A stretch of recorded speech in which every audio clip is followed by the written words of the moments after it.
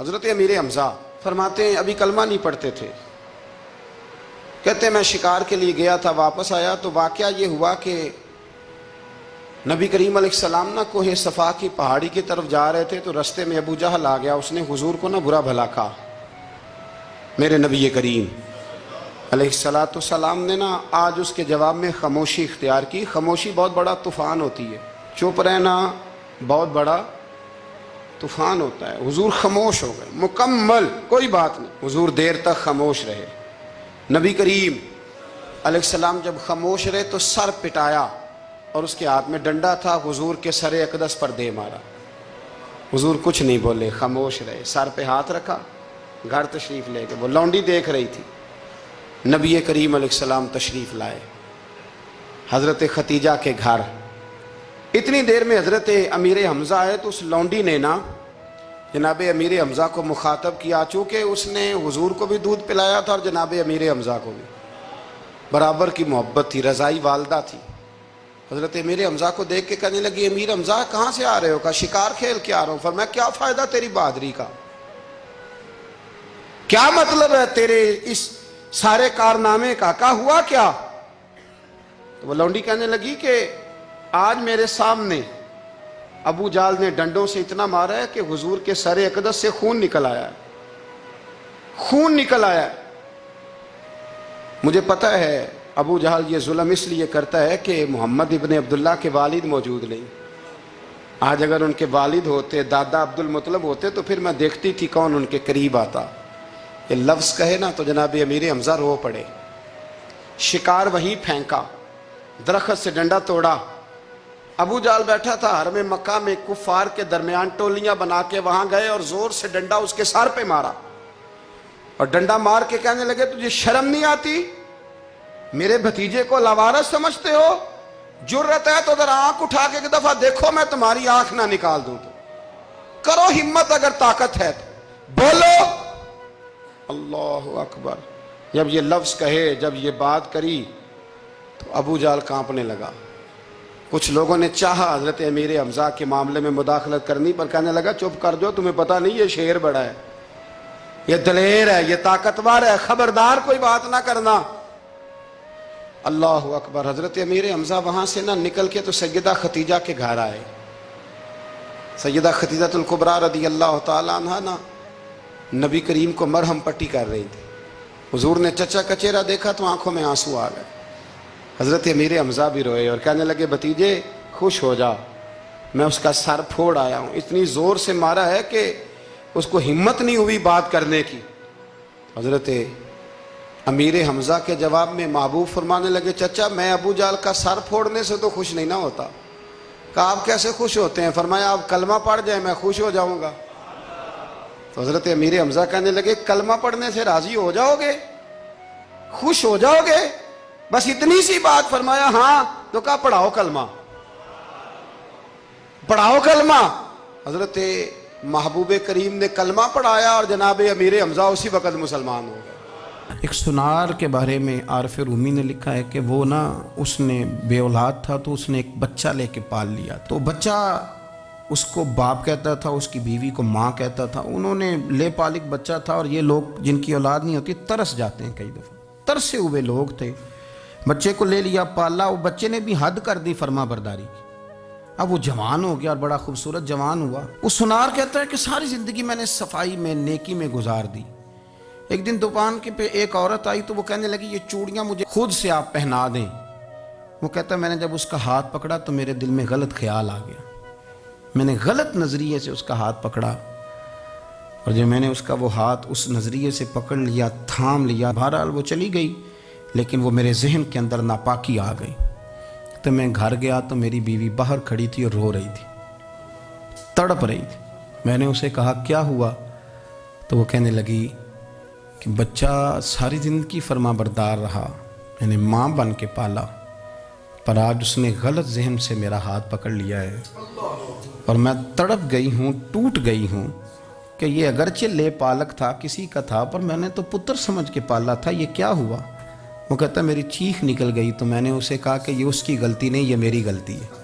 میں نے باہر آج نظر گندی کی ہے تو رب نے مجھے سزا دی، یہ مجھے سزا ملی ہے، تو کسی کی بہن کو پھول بھیجنا چاہتا ہے تو اگر اسی رات تیری بہن کو پھول آ گیا تو کسی کی بیٹی پر گندی نظر ڈالتا ہے تو اگر یہ تیرے گھر میں یہ قرض چکانا پڑا. وہ ایک دوست ہے تو وہ پسند کی شادی کر رہا تھا اس کے گھر میں, تو اس کی بہن نے کہا ہے اس سے, اس کی بہن نے کہا, اس نے کہا بھائی تو مرضی کی شادی کر رہا ہے, میرا ابا اپنی پگڑی تیرے پیروں میں رکھتا ہے, ماں دوپٹہ رکھتی ہے کہ بیٹے ہم تباہ ہو جائیں گے, نہ کر.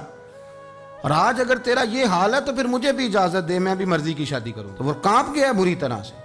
وہ کہتا ہے یہ تو کیا کہہ رہی ہے؟ اس نے کہا تو تیرے لیے اگر یہ جائز ہے تو میرے لیے کیسے منع ہو گیا؟ تو یہ کوئی مہذب قومیں نہیں جو ایسے کرتی ہیں, یہ کوئی تعلیم یافتہ ہونے کی یا گورا چٹا ہونے کی علامت ہے کہ آپ کسی کو پھول بھیجیں گے؟ شرم نہیں آتی؟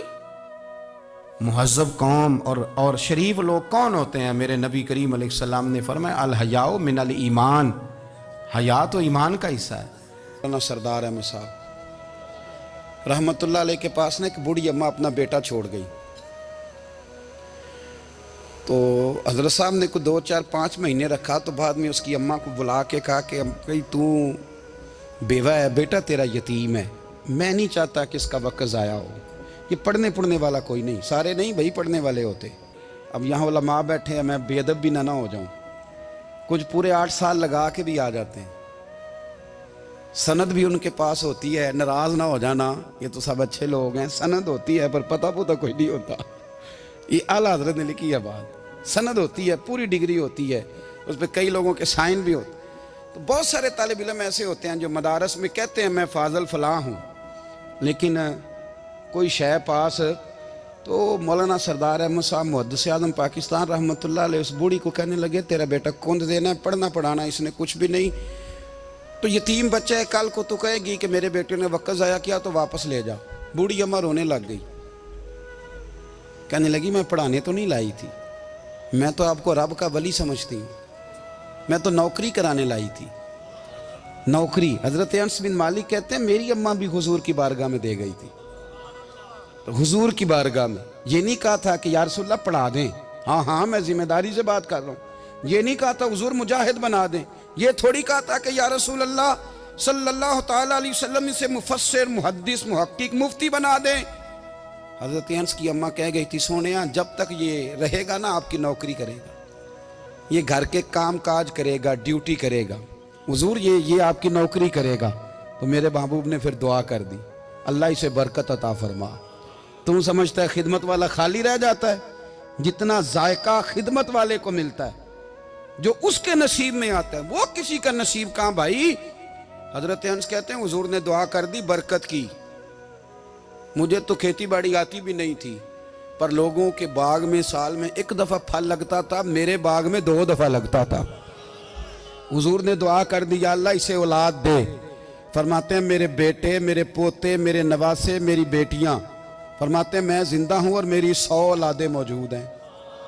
پریشان ہو گیا 100 سن کے کہ بچے 2 ہی اچھے, 100 اولادیں میری موجود ہیں. حضرت انس بھی مولانا سردار احمد صاحب کے پاس نا چھوڑ گئی بچہ, کہنے لگی حضرت جی میں کو پڑھانے کے لیے تھوڑا چھوڑ گئی ہوں, میں تو اس لیے چھوڑ کے گئی ہوں کہ آپ مہربانی کریں خدمت کرائیں. تو حضرت جی کہنے لگے کوئی ایسا کام ہی نہیں, خدمت والا کیا کراؤں؟ کہنے لگی پٹھے پوا لیا کرو. جی ہوں لڑ پیندے نے, کہنے نے بچے کام کر دیں مدرسے دا. حالانکہ اب کہاں بچے کام کرتے ہیں, اب تو گزر گیا دور, اب تو بچے کام کراتے ہیں. اب بچے بھی ناراض ہو رہے ہیں, گھور گھور کے دیکھ رہے ہیں. صحیح پہ رہا ہوں آپ کو, بچے کام کراتے ہیں, بچے کہاں کام کرتے. کہنے لگی یہ چارہ ڈالے کرے گا آپ کی بھینسوں کو. تو حضرت نے اس کو کہا کہ بی بی چارہ میری بھینسوں کو ڈالنے کے لیے میں نے بندہ رکھا ہوا ہے, تو جا لے جا. کہنے لگی ہاتھ باندھ کے حضور مہربانی کریں رکھ لیں, چارہ ڈالے گا. اور پتر توجہ سے چارہ ڈالنا حضرت کی بھینسوں کو. رونے لگی. حضرت نے رکھ لیا, مہینے کا خرچہ بھی دیتے. شام کو نا وہ سارا دن کام کرتا, شام کو آ کے پیروں میں بھی بیٹھ جاتا. حضرت جی لائیں تیل تھوڑا سا, پیر نہ دبا دوں. 8 سال ساتھ والے پڑھتے رہے, یہ بیچارہ نوکری کرتا رہا. میرا روپ بھی نہیں تے میرا رنگ بھی نہیں, اور مینو یار منان دا ٹنگ بھی نہیں.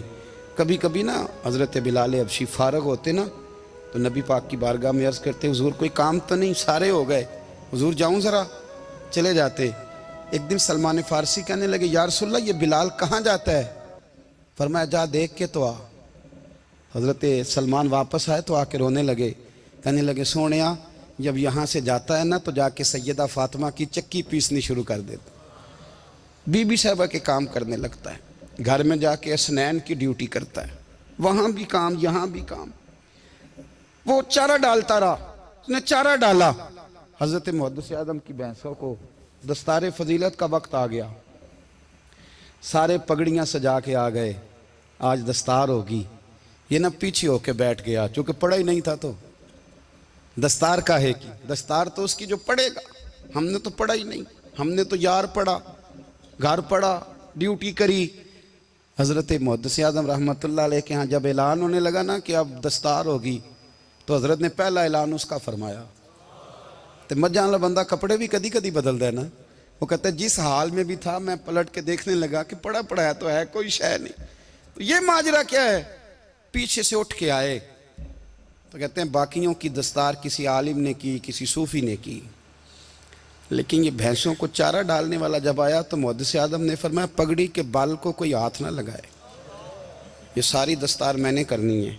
اور فرماتے ہیں حضرت بال بھی دیتے جاتے تھے اور آنسو بھی بہاتے جاتے تھے، ماتھا بھی چومتے تھے، اور فرماتے تھے دستار کے بعد چلا تو نہیں جائے گا یار، مجھے تو عبادت بھی نہیں رہ گئی، مجھے تو چابیوں کو بھی نہیں پتا کون سی کہاں رہتی ہے، جائے گا تو نہیں تو رو پڑا، کہنے لگا سونیا جائے تو وہ جس کے پلے کچھ ہے ہو، آتا جاتا تو ہے کچھ نہیں، مجھے کس نے رکھنا ہے، میں نے کہاں جانا ہے، ادھر کہاں تو ادھر ہی رہوں گا۔